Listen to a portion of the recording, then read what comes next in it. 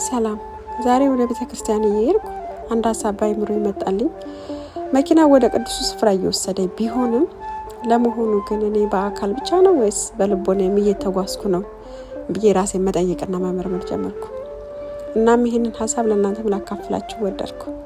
ብዙ ጊዜ ወደ እግዚአብሔር ቤት ስንሄድ ጉዟችን በስጋ መመላለስ ብቻ ይሆንብናል። አካላችን እዚያ ቅዱስ ስፍራ ተቀምጦ ልባችን ግን በእለት ተእለት ጭንቀታችን፣ በክፉ ሐሳብና በቀል በዓለም ጫጫታ ተሞልቶ ሊሆን ይችላል። ነገር ግን ፈጣሪ የሚፈልገው ውጫዊ ማንነታችንን ሳይሆን የተሰበረውንና ንጹህ ልባችንን ነው።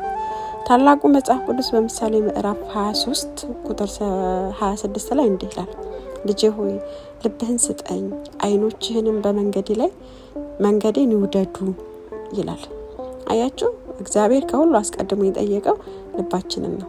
ስለዚህ ወደ ቤተክርስቲያን ከመድረሳችን በፊት ልባችን ከቂም፣ ከበቀል፣ ከጭንቀትና ከትዕቢት አጽድተን ለይቅርታና ለቃሉ ዝግጁ ማድረግ ይኖርብናል በንስሐ።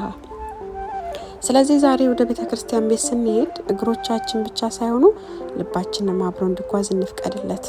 ጉዟችን በስጋ መመላለስ ብቻ ሳይሆን ሁላችንም እውነተኛ መንፈሳዊ እርካታ የምናገኝበት ይሆንልን።